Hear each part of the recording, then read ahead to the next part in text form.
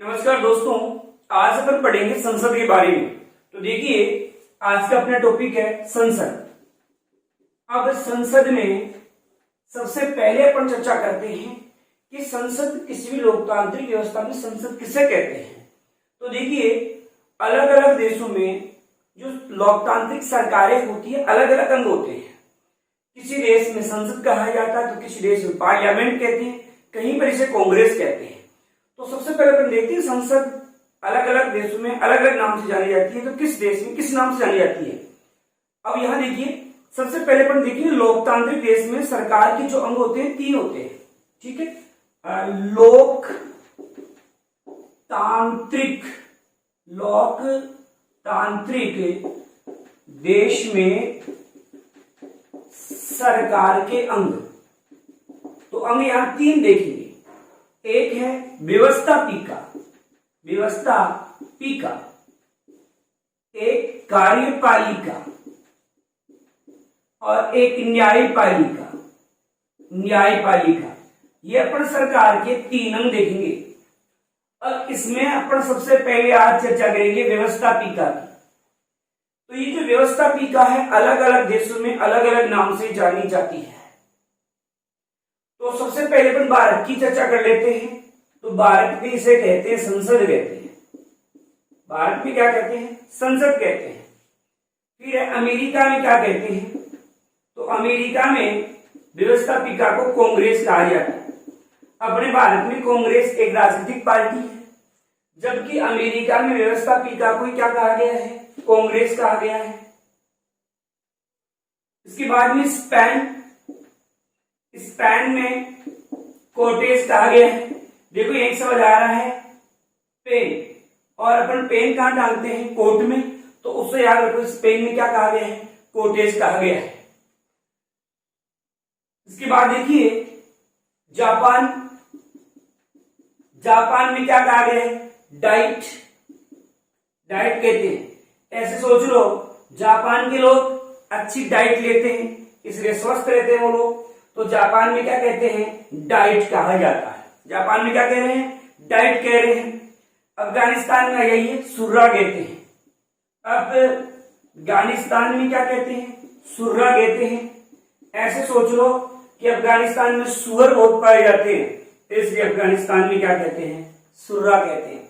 तो अफगानिस्तान में व्यवस्थापिका को क्या कह रहे हैं? सुर्रा कह रहे हैं। जापान में क्या कह रहे थे? डाइट। स्पेन में कोर्टेज, अमेरिका में कांग्रेस। फिर देखिए, इजराइल में कहते हैं नेसेट। इजराइल में क्या कहते हैं? नेसेट कहते हैं। इजराइल में व्यवस्थापिका को कहा जाता है नेसेट कहा जाता है। ईरान में देखिए मजलिस कहा जाता है। ईरान में क्या कहते हैं? मजलिस कहते हैं। ईरान में व्यवस्थापिका क्या कहला रही है? मजलिस कहला रही है। एक देश है मिस्र में कहा जाता है पीपल असेंबली कहा जाता है। मिस्र में क्या कहते हैं? तो मिस्र में कहते हैं पीपल्स असेंबली कहा जाता है। मिस्र में व्यवस्थापिका क्या कह रहे हैं? People assembly. तो अपने पड़ोसी देश पाकिस्तान में क्या कहते हैं? National assembly. पाकिस्तान में क्या कह रहे हैं? पाक में क्या कह रहे हैं? तो नेशनल असेंबली कहा जाता है।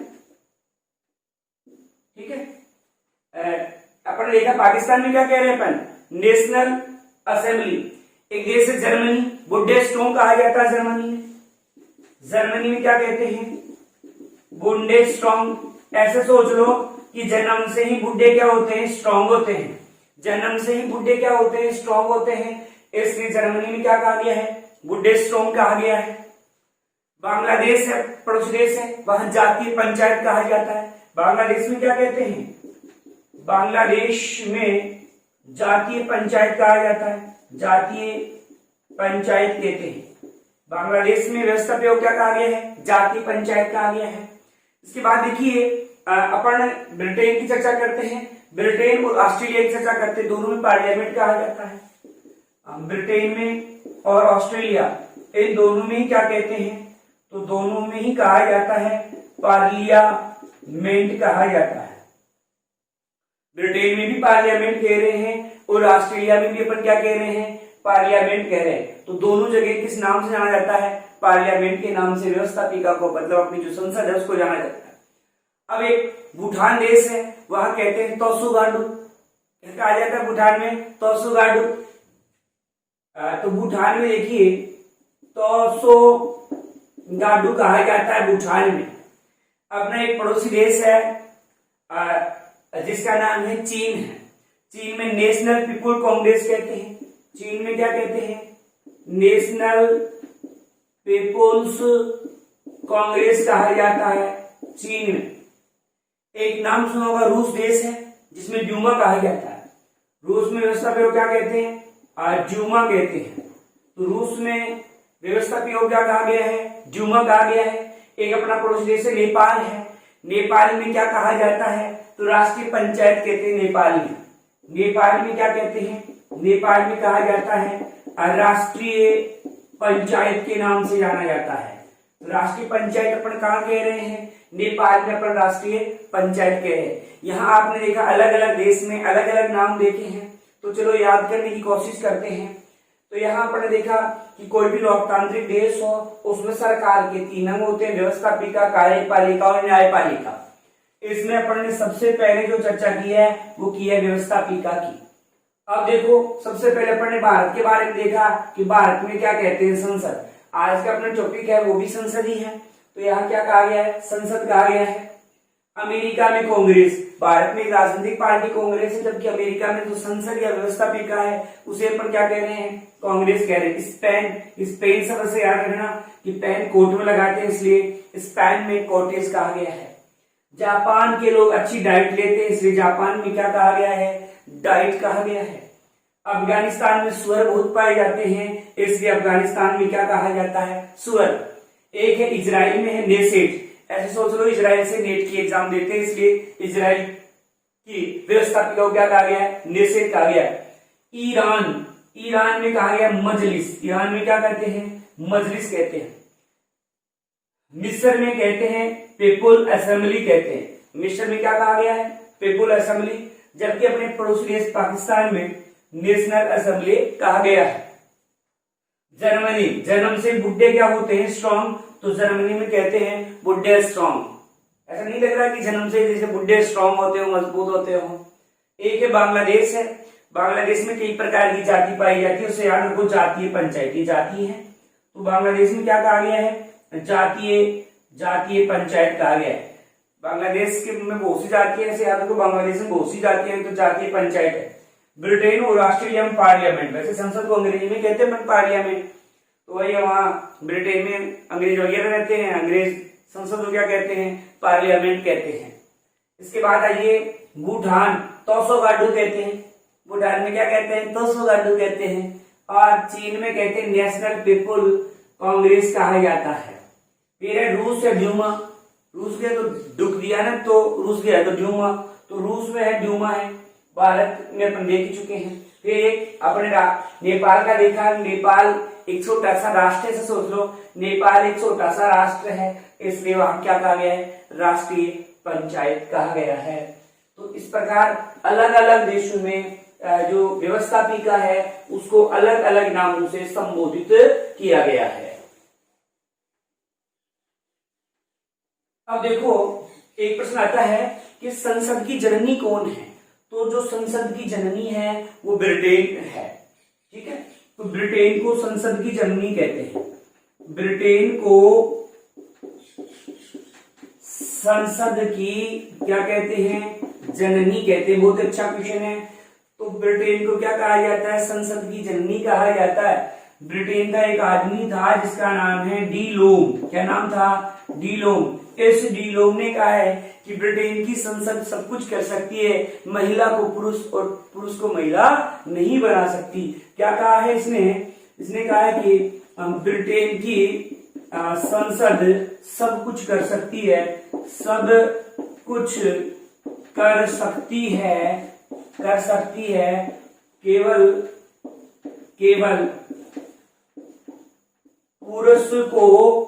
पुरुष को महिला और महिला को पुरुष नहीं बना सकती। इसकी इस लाइन का मतलब है कि शक्ति बना सकती। देखो इस लाइन का अर्थ यह है कि संसद, ब्रिटेन की संसद बहुत शक्तिशाली है, सब कुछ कर सकती है। बोला एक छोटा सा काम नहीं कर सकती। हालांकि आजकल एक छोटा सा काम भी डॉक्टर ने कह दिखाया, पुरुष को महिला और महिला को पुरुष बना सकते हैं। यहाँ कहा कि ब्रिटेन की संसद सब कुछ कर सकती है, साहब महिला को पुरुष और पुरुष को महिला नहीं बना सकती। अब अपन को तो मेन जो पढ़ना है, भारतीय संसद के बारे में पढ़ना है, तो अब चर्चा करते हैं मेन संसद की। अपन सबसे पहले प्रश्न है कि जो संसद है, इस संसद का उल्लेख कौन से अनुच्छेद में है? तो अनुच्छेद 79 में संसद का उल्लेख है। फिर है संसद का जो निर्माण हुआ है वो किससे हुआ है? तो संसद का जो निर्माण हुआ है, लोग, ये प्रश्न खूब पूछा जाता है, लोकसभा, राज्यसभा और राष्ट्रपति से मिलकर बनी होती है। किससे मिलकर बनी होती है? लोकसभा, राज्यसभा और राष्ट्रपति, इन तीनों से मिलकर बनी होती है। यहां प्रश्न अब ये बनता है कि संसद के अंग कितने हैं? तो ध्यान रखना, संसद के आपके सामने अंग मैंने बता दिए हैं, 3 अंग हैं, 1, 2 और 3। लोकसभा है, राज्यसभा है और राष्ट्रपति है। तो लोकसभा जो है, इसका उल्लेख कौन से अनुच्छेद में है? राज्यसभा का उल्लेख कौन से अनुच्छेद में है? और राष्ट्रपति का उल्लेख कौन से अनुच्छेद में? तो लोकसभा का उल्लेख अनुच्छेद 81 में है, राज्यसभा का उल्लेख अनुच्छेद 80 में है, जबकि कौन से अनुच्छेद में राष्ट्रपति का उल्लेख है? तो अनुच्छेद 52 में राष्ट्रपति का उल्लेख है। आपको मैंने 4 अनुच्छेद बताए हैं, ये चारों ही वेरी मोस्ट है। तो देखो, अनुच्छेद 79 के अनुसार संसद है लोकसभा, राज्यसभा और राष्ट्रपति से मिलकर बनी होती है, और संसद के 3 अंग होते हैं। 3 अंग आपके सामने, लोकसभा, राज्यसभा और राष्ट्रपति, जिसमें लोकसभा का उल्लेख अनुच्छेद 81 में है, राज्यसभा का उल्लेख 80 में है और राष्ट्रपति का उल्लेख अनुच्छेद 52 में है। अब प्रश्न बनता है कि राष्ट्रपति है वो किस सदन का सदस्य होता है? ध्यान रखना, राष्ट्रपति किसी भी सदन का सदस्य नहीं होता। राष्ट्रपति किसी भी सदन का सदस्य नहीं होता है, सदस्य नहीं होता है। नहीं होता है तो क्या होता है? केवल ध्यान रखना, केवल संसद का अंग होता है, केवल अंग होता है राष्ट्रपति। और किसके कहने पर या संसद में प्रस्ताव किसने रखा कि राष्ट्रपति को संसद का अंग बनाया जाए? तो एन गोपाला स्वामी ने, एन गोपाला स्वामी की सिफारिश के आधार पर राष्ट्रपति को संसद का अंग बनाया गया था। तो ध्यान रखना, राष्ट्रपति किसी भी सदन का सदस्य नहीं होता। यहां मैंने एक शब्द बोला है सदन। ये सदन क्या होते हैं? सदन कितने होते हैं? तो ध्यान रखना, सदन 2 होते हैं, एक होता है लोकसभा, एक होता है अपना राज्यसभा। या इन्हीं को लोकसभा है, इसको अपन क्या बोल सकते हैं? लोकसभा को, तो लोकसभा को बोलते हैं निम्न सदन बोलते हैं, और राज्यसभा को क्या बोलते हैं? उच्च सदन है। या आप कह सकते हो कि सदन 2 होते हैं, एक निम्न सदन होता है, एक उच्च सदन होता है। तो राष्ट्रपति किसी भी सदन का सदस्य नहीं है, राष्ट्रपति केवल संसद का अंग है। और किसकी सिफारिश के आधार पर राष्ट्रपति को संसद का अंग बनाया गया? तो आप क्या कहोगे? एन गोपाला स्वामी के सिफारिश के आधार पर क्या बनाया गया है? राष्ट्रपति को संसद का अंग बनाया गया है। ठीक है, ये बातें हो गई। तो यहाँ मोस्ट क्वेश्चन देखिए आपने कि संसद का उल्लेख कौन से अनुच्छेद में है? तो अनुच्छेद आपने देखा 79 में है। संसद के अंग कितने हैं? 3 हैं, लोकसभा, राज्यसभा और राष्ट्रपति। तो राष्ट्रपति का उल्लेख 52 में था, जबकि राज्यसभा का 80 में है और लोकसभा का 81 में है। फिर आपने देखा कि संसद के अंग के सदन कितने होते हैं? अंग तो 3 होते हैं, सदन कितने होते हैं? 2, निम्न सदन और उच्च सदन। निम्न सदन को क्या बोलते हैं? लोकसभा। उच्च सदन को क्या बोलते हैं? राज्यसभा। राष्ट्रपति किस सदन का सदस्य है? किसी भी सदन का सदस्य नहीं है, केवल क्या है? वो अंग है। अंग किसकी सिफारिश के आधार पर? एन गोपाला स्वामी की सिफारिश के आधार पर बनाया गया। अब अपन संसद की बात कर रहे हैं, तो संसद भवन है कहां? संसद भवन आपके दिल्ली में है। संसद भवन कहाँ है? दिल्ली में है। कभी आपने संसद भवन का चित्र देखा हो तो इसका चित्र कैसा होता है? उल्टे यू के आकार का होता है। आप कह सकते हो कि संसद भवन का आकार कैसा है? उल्टा यू के समान है। अंग्रेजी का जो उल्टा यू है उसके समान है। फिर है संसद है, इसके जो वास्तुकार वगैरह है वो कौन है?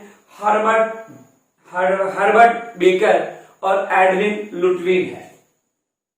तो आपसे पूछे कि संसद के वास्तुकार कौन कौन है, तो एक तो है हर्बर्ट बेकर है और एक है एडविन लुटविग है। लुटविग, ऐसे सोच लो संसद तो बेकार है, संसद तो लूटने वाली है। केवल याद रखना है, बाकी कुछ नहीं करना आपको, ठीक है। केवल याद रखने के लिए ध्यान में रखो कि संसद बेकार है, संसद लूटने वाली है। तो वास्तुकार बेकर और कौन हो गया? लुटविग हो गया। ये इस संसद के क्या है? वास्तुकार है। अब प्रश्न बनता है कि अपने संसद भवन की आधारशिला कब रखी गई और किसने रखी? तो देखो आधारशिला की बात होगी। आधारशिला संसद की कब रखी गई? तो 12 फरवरी 1921 में आधारशिला रखी। और आधारशिला किसने रखी? तो ड्यूक ऑफ कर्नाट ने संसद भवन की आधारशिला रखी। आधारशिला ड्यूक ऑफ कर्नाट ने रखी है 12 फरवरी 1921 को। अब प्रश्न बनता है कि संसद भवन का उद्घाटन कब हुआ और संसद भवन का उद्घाटन किया किसने? तो देखो संसद भवन का जो उद्घाटन हुआ था, उद्घाटन कब हुआ? तो ये फरवरी माह में हुआ था, लेकिन कितनी फरवरी है? 18 फरवरी 1927 को। और उद्घाटन करने वाले व्यक्ति कौन है? तो लॉर्ड इरविन ने उद्घाटन किया था। लॉर्ड इरविन उस समय मतलब 1927 के आसपास भारत के क्या रहे थे? वायसराय रहे थे। तो इन्होंने क्या किया है? इस संसद भवन का उद्घाटन किया है, ठीक है। तो यहाँ आपने देखा है संसद की अपन चर्चा कर रहे हैं। अपना संसद भवन है कहाँ? तो ये दिल्ली में है। आकार उल्टा यू के समान है। वास्तुकार हर्बर्ट बेकर और एडविन लुटविग है। आधारशिला किसने रखी है? तो ड्यूक ऑफ कर्नाट ने 1921 में रखी है। और 1921 में भी कब रखी है? तो 12 फरवरी को। उद्घाटन किया 18 फरवरी 1927 को। और उद्घाटन किसने किया था? लॉर्ड इरविन द्वारा क्या किया गया? उद्घाटन। अब देखो संसद भवन जो अपना संसद है, इस संसद की जो पहली बैठक है वो पहली बैठक कब हुई? तो 13 मई 1952 को इसकी पहली बैठक हुई। इसकी स्वर्ण जयंती 50 साल बाद मनाई गई, मतलब 13 मई 2002 को। तो देखो 30वीं बैठक संसद की 30वीं बैठक कब हुई? तो देखो 30वीं बैठक जो हुई थी वो ये 13 मई 1952 को। 13 मई 1952 को। इसलिए जो स्वर्ण जयंती मनाई गई, स्वर्ण जयंती मनाई गई, ये स्वर्ण जयंती कब मनाई गई? तो ये मनाई गई 13 मई 2002 को संसद की स्वर्ण जयंती मनाई गई। एक बहुत मोस्ट क्वेश्चन है, संसद पर हमला हो चुका है और ये हमला कब हुआ था, किसने किया है? तो संसद पर हमला जो हुआ था उसकी तारीख 13 है, लेकिन 13 दिसंबर 2001 को है। उस समय हमारे प्रधानमंत्री श्री अटल बिहारी वाजपेयी थे। उनके समय अवसर उन्होंने क्या किया था? हमला किया था, जिनको फांसी दी जा चुकी है 9 फरवरी 2013 को। तो देखो संसद पर हमला की चर्चा कर लेते हैं। संसद पर हमला कब हुआ? तो संसद पर हमला हुआ था 13 दिसंबर 2001 को। और हमला करने वाला व्यक्ति कौन है? अफजल गुरु हैं। इनको फांसी जो है वो कब दी गई थी? तो फांसी जो इसको दी गई है वो फरवरी माह में है, लेकिन कितने फरवरी है? 9 फरवरी 2013 को इनको क्या दे दी गई थी? फांसी दी गई है। अब प्रश्न बनता है कि संसद के जो सामान्यतः अधिवेशन होते हैं वो कितने होते हैं? तो संसद के जो अधिवेशन होते हैं या जो सत्र होते हैं या जो बैठकें होती है वो सामान्यतः 3 होती है। कितनी होती है? 3। लेकिन ध्यान रखना न्यूनतम कितनी होगी? 2 बैठकें होना अनिवार्य है और 2 बैठकों के मध्य 6 माह से ज्यादा का अंतर नहीं होना चाहिए। और बैठक के लिए, कोरम बैठक के लिए जो गणपूर्ति की आवश्यकता होती है वो कितनी होती है? 1/10 सदस्य। तो गणपूर्ति की संख्या कितनी होगी? 1/10, मतलब कोरम जो बैठक हो रही है उसके लिए 1/10 सदस्यों का उपस्थित होना क्या है? अनिवार्य है। तो देखो अधिवेशन या जो सत्र वगैरह या जो बैठकें होती है वो सामान्यतः कितनी होती है? 3, लेकिन न्यूनतम कितनी हो सकती है? न्यूनतम 2, और 2 बैठकों के मध्य कितने से ज्यादा का अंतर नहीं होना चाहिए? तो 6 माह से अधिक का अंतर नहीं होना चाहिए 2 बैठकों के अंदर। इसका मतलब 2 बैठकें होना तो क्या है? 1 साल में अनिवार्य है। बैठक के लिए, कोरम बैठक के लिए जो गणपूर्ति होते हैं वो कितने होते हैं? 1/10 सदस्यों का उपस्थित होना अनिवार्य होता है। अब देखो वैसे जो अधिवेशन है या सत्र वगैरह है ये कौन बुला सकता है किस अनुच्छेद के तहत? तो अनुच्छेद 85 के अनुसार राष्ट्रपति समय समय पर संसद के प्रत्येक सदन का क्या बुला सकता है? सत्र बुला सकता है। तो अधिवेशन का सत्र बुलाएगा कौन? राष्ट्रपति बुलाता है। कौन से आर्टिकल के तहत? 85 के तहत, मतलब अनुच्छेद 85 के तहत बुलाता है। प्रत्येक सदन का बुला सकता है। वो अलग अलग है कि एक साथ बुलाएगा, कैसे क्या बुलाएगा, तो अलग अलग होता है। राष्ट्रपति में कुछ चीजें हैं वो अपन राष्ट्रपति में पढ़ेगी कि संसद का संयुक्त अधिवेशन अनुच्छेद 108 के तहत राष्ट्रपति बुलाता है, लेकिन उसकी जो अध्यक्षता करता है वो लोकसभा अध्यक्ष करता है। ठीक है। अब जो सत्र चलेगा तो ये अनुच्छेद कौन से के तहत बुलाया जाता है? अनुच्छेद 85 के तहत। तो यहाँ पर देखा संसद की पहली बैठक कब हुई? 13 मई 1952 को। इसलिए पहला जो स्वर्ण जयंती समारोह मनाया गया है वो 13 मई 2002 को मनाया गया है। संसद पर हमला कब हुआ? तो 13 दिसंबर 2001 को हुआ। किसने किया? अफजल गुरु ने किया। फांसी दी गई 9 फरवरी 2013 को।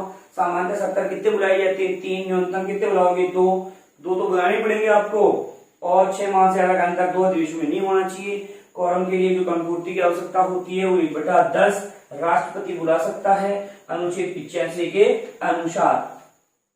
अब जो ये 3 सत्र बुलाया गया, 3 सत्र कौन कौन से होते हैं? मैं अपन देखिए सामान्य 3 सत्र बुलाएगा तो एक तो आपका बजट होता है, एक आपका मानसून होता है और एक शीतकाल। ये अक्सर आपने अखबार में पढ़ा होगा कि बजट सत्र बुलाया गया, मानसून सत्र बुलाया गया, शीतकाल सत्र बुलाया गया।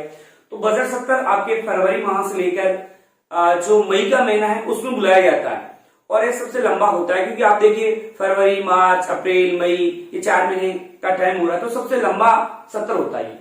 एक मानसून सत्र होता है। मानसून सत्र जो होता है जुलाई और सितंबर का जो टाइम होता है, जैसे जुलाई है, अगस्त है, सितंबर है, तो इन महीनों में बुलाया जाता है। मानसून का टाइम होता है, बरसात का टाइम होता है, इसलिए इसको आप क्या बोलोगे? मानसून सत्र।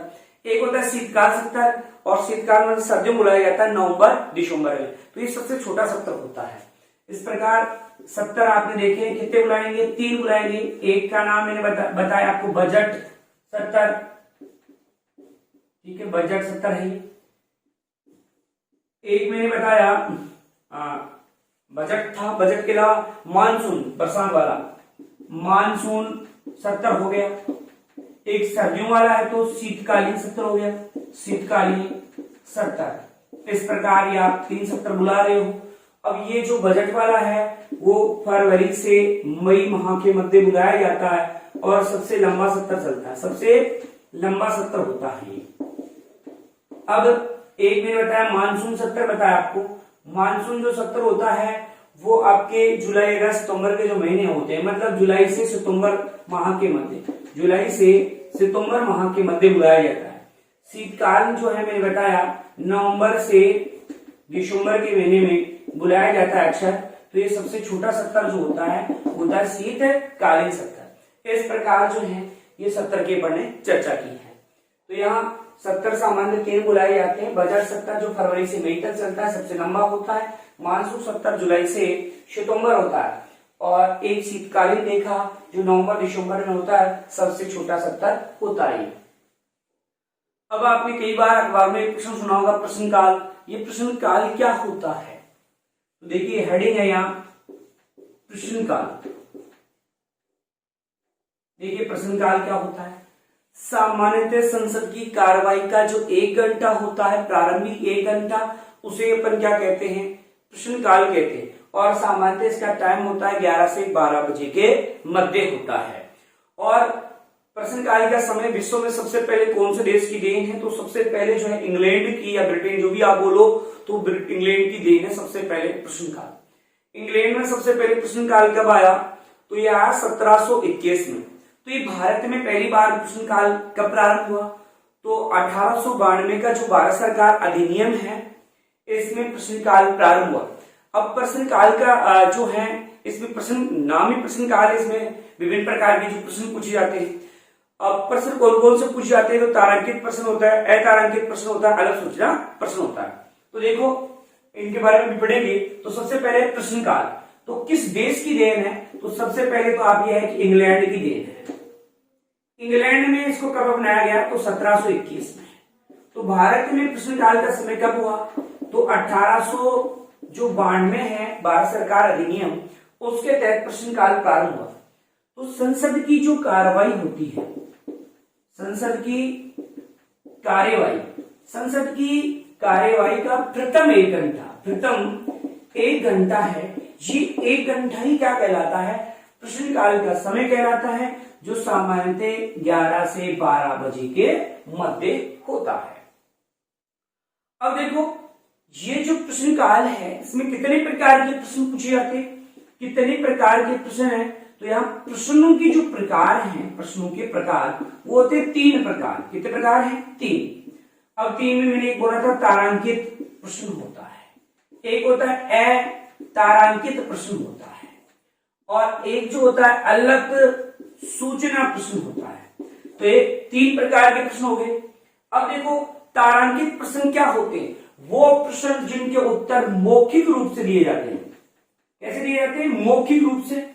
सामान्यतः कितने तारांकित प्रश्न पूछते हैं? तो ध्यान रखना 5 से 7 पूछते हैं, लेकिन अधिकतम कितने पूछ सकते हैं? तो अधिकतम जो तारांकित प्रश्न है वो 20 पूछ सकते हैं। तो आपने देखा तारांकित प्रश्न है वो प्रश्न जिनके उत्तर मौखिक रूप से दिए जाते हैं। कहां दिए जाते हैं? सदन में दिए जाते हैं भाई। अरे प्रश्न ये थोड़ी है कि साहब कोई रास्ते जा रहा है उससे पूछ लिया कि बता रहे 2 प्रश्न, वो प्रश्न नहीं है। ये संसद में पूछे जाने वाले प्रश्न है। कौन पूछेगा? जो विधायक या अपन संसद की बात कर रहे हैं तो सांसद वगैरह है वो पूछते हैं। किससे पूछेंगे? मंत्री वगैरह से। अब देखो अतारांकित प्रश्न, इनके उत्तर लिखित रूप में दिए जाते हैं। कैसे दिए जाते हैं? लिखित रूप में। और पूरक प्रश्न नहीं पूछ सकते इसमें। पूरक देखो, इसमें पूरक प्रश्न पूछे थे 5 से 7 अधिकतम दिए। कुछ लोग सोच रहे होंगे पूरक प्रश्न क्या होते हैं? पूरक प्रश्न का मतलब होता है सहायक प्रश्न। किसी से कोई प्रश्न पूछा अपन ने और उसी प्रश्न से उसने जो उत्तर दिया उसी से फिर अपन क्या करते हैं? प्रश्न बना लेते हैं। जैसे स्कूल वगैरह में अपने जो मौखिक परीक्षा होती थी तो अपन को सर प्रश्न पूछते थे कि बता राजस्थान की सबसे लंबी नदी कौन सी है? तो अपन कहते हैं चंबल। अच्छा चंबल कहां से निकलती है? बोला जाना पाऊंगी पहाड़ी से। तो कौन सी नदी में जाके मिलती है? बोला ये यमुना नदी मिलती है। तो इसी प्रश्न से वो क्या कर रहा है? बार बार प्रश्न निकाल रहा है। तो पूरक प्रश्न उसी से संबंधित पूछे जाते हैं। तो पूरक प्रश्न हो गया लिखित। अतारांकित जो प्रश्न होते हैं इनके उत्तर जो हैं वो क्या होते हैं? लिखित रूप में होते हैं। पूरक प्रश्न नहीं पूछ सकते। और इनके उत्तर कहां दिए जाते हैं? तो इनके उत्तर सदन के बाहर। उत्तर जो होते हैं वो सदन के बाहर दिए जाते हैं इनके उत्तर। अलग सूचना, इसमें लग रहा है कि अलग सूचना इसका मतलब कुछ दिन पहले देंगे। और कितने दिन पहले? 10 दिन पूर्व सूचना देकर के जो प्रश्न पूछे जाते हैं वही क्या कहलाते हैं? अलग सूचना प्रश्न कहलाते हैं। तो इस प्रकार यह है आपका प्रश्नकाल। आपने देखा प्रश्नकाल सबसे पहले इंग्लैंड की देन है और जो इंग्लैंड में अपनाया गया इसको 1721 में, भारत में 1892 में आया। संसद की कार्रवाई का प्रथम 1 घंटा प्रश्नकाल का समय कहलाता है, जो सामान्यतः 11-12 के बीच का टाइम होता है। प्रश्नकाल में यहाँ 3 प्रकार के प्रश्न पूछे जाते हैं और यहाँ 3 प्रकार के थे, तारांकित, अतारांकित और अलग सूचना। तारांकित के जो उत्तर थे वो मौखिक रूप से थे और 5 से 7 प्रश्न पूछे जाते हैं, अधिकतम 20 थे।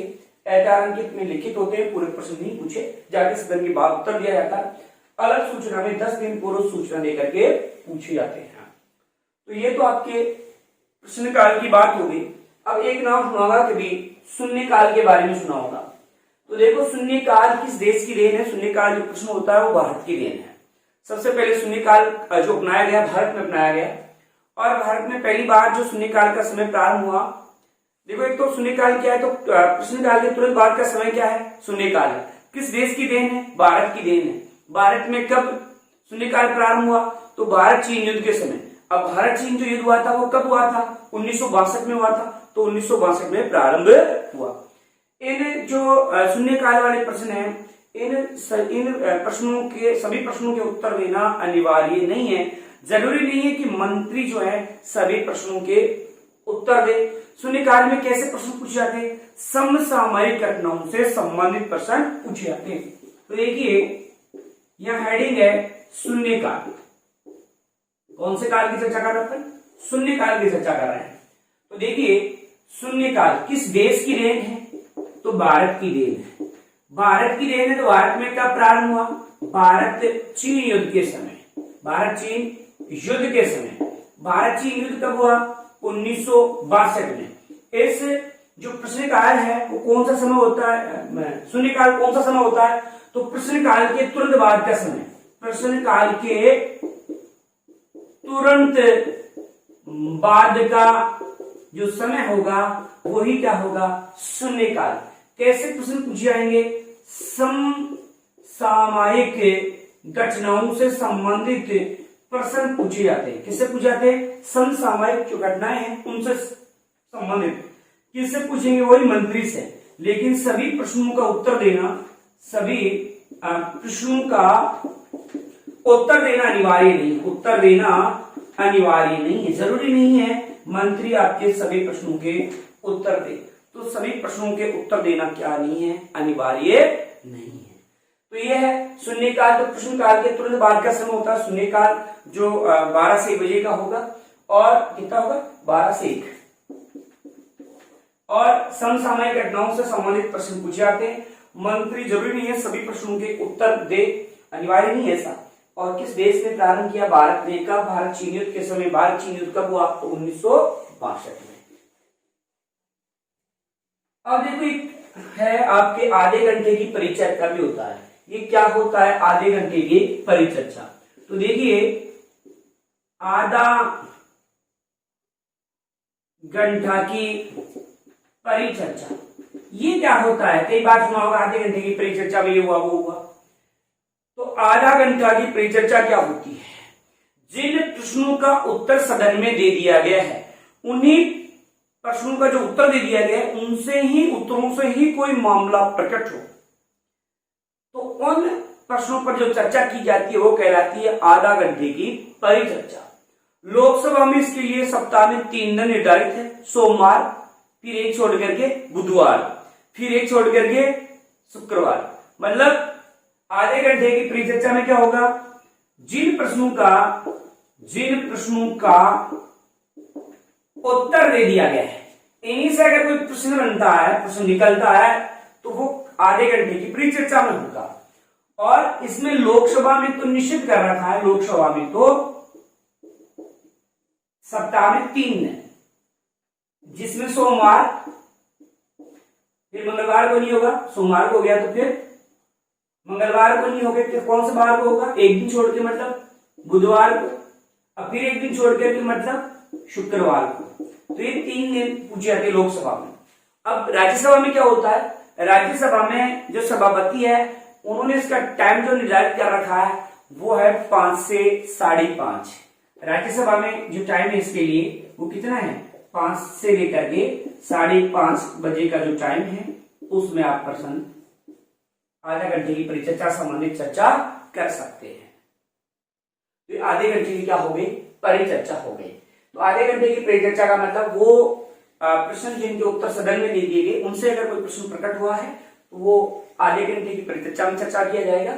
और लोकसभा में सोमवार, बुधवार और शुक्रवार निर्धारित है। और राज्यसभा में इसका टाइम होता है 5 से लेकर के 5:30 का। शाम का टाइम है, सुबह वाला नहीं है। यही आप सोच रहे हो कि सुबह ऐसी कोई चर्चा होती होगी, ठीक है। अब यहां चर्चा करते हैं किसी विधेयक के बारे में। कोई विधेयक क्या होता है? तो देखिए विधेयक के बारे में। विधेयक एक प्रस्ताव होता है जो किसी भी सदन में रख सकते हैं। किसी भी विधेयक किसी भी सदन में रखा जा सकता है, किसी भी सदन में। और अपन देख चुके हैं सदन दो है, निम्न सदन, उच्च सदन मतलब लोकसभा और राज्यसभा है। तो किसी भी सदन में रखा जा सकता है, लेकिन कुछ चीजें अपवाद भी होती है। जैसे धन विधेयक है, धन विधेयक हमेशा सबसे पहले लोकसभा में रखा जाता है, ठीक है। तो कोई विधेयक किसी भी सदन में रखा जा सकता है, लेकिन अपवाद है, धन विधेयक सबसे पहले लोकसभा में प्रस्तुत किया जाता है। अब देखो, अगर कोई विधेयक मंत्री प्रस्तुत कर रहा है तो वो विधेयक कहलाएगा सरकारी विधेयक, सरकारी विधेयक कहलाएगा। यदि कोई सांसद प्रस्तुत कर रहा है तो वो कहलाएगा गैर सरकारी विधेयक कहलाएगा।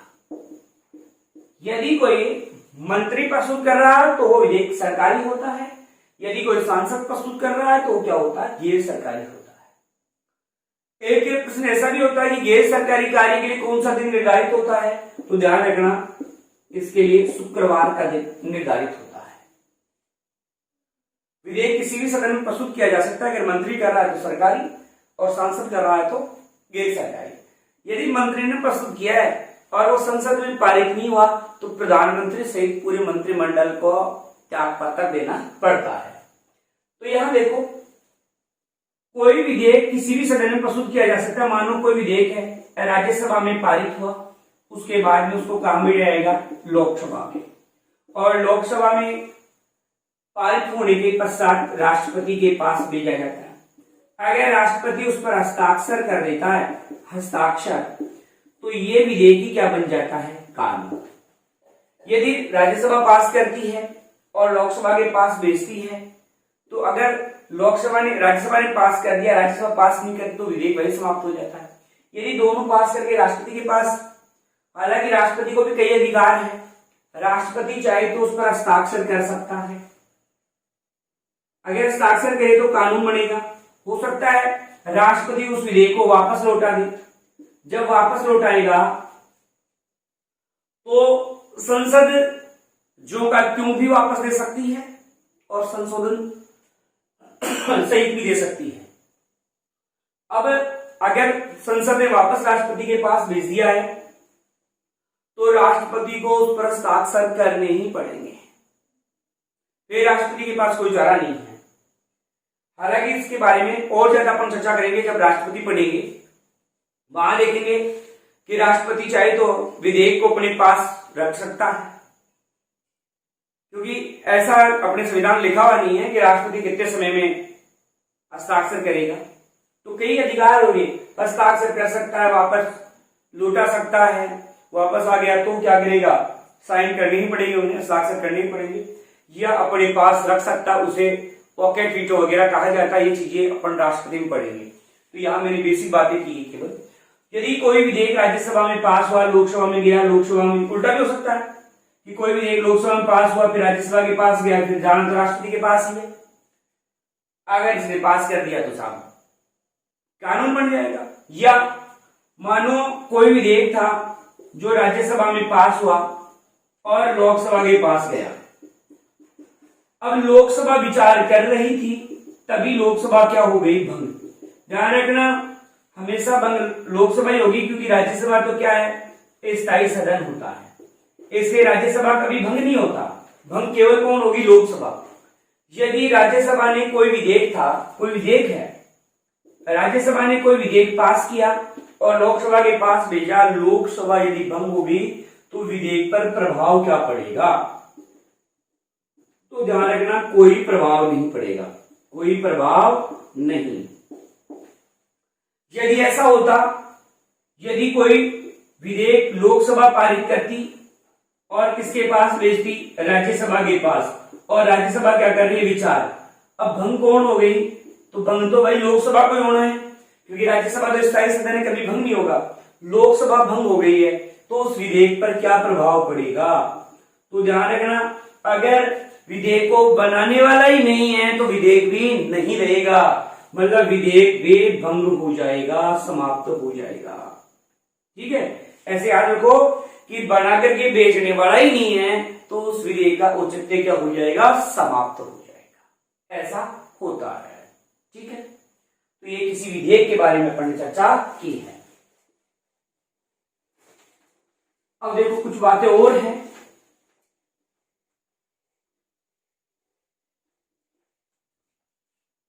देखिए, मैंने धन विधेयक क्या बताया कि धन विधेयक सबसे पहले कहां प्रस्तुत होगा, वो तो अपवाद स्वरूप था, वो केवल लोकसभा में प्रस्तुत होता है। एक व्यक्ति कितनी जगह से सांसद चुना जा सकता है अधिकतम, तो एक व्यक्ति अधिकतम कितनी जगह से सांसद चुना जा सकता है, तो ध्यान रखना 2 जगह से, लेकिन 1 महीने के भीतर उसे एक पद से क्या देना पड़ता है, त्याग पत्र देना पड़ता है, या 1 महीने के अंदर उसका एक पद क्या हो जाता है, समाप्त हो जाता है।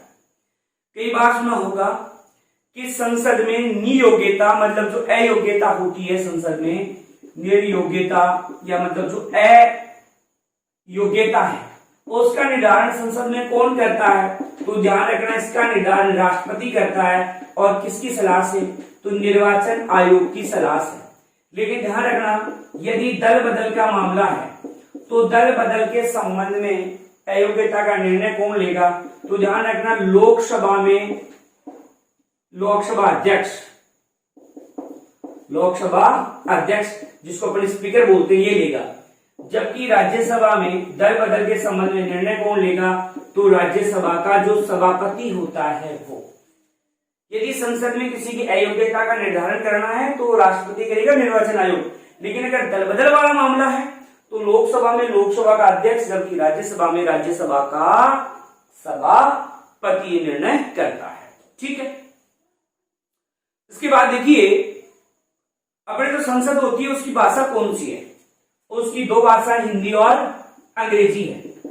लेकिन ध्यान रखना जो स्पीकर वगैरह होता है या जो अध्यक्ष वगैरह होता है या पीठासीन अधिकारी भी उसको बोलते हैं, पीठासीन अधिकारी किसको, लोकसभा में लोकसभा अध्यक्ष को, लोकसभा अध्यक्ष जो है उसको, और राज्यसभा में जो सभापति होता है उसको।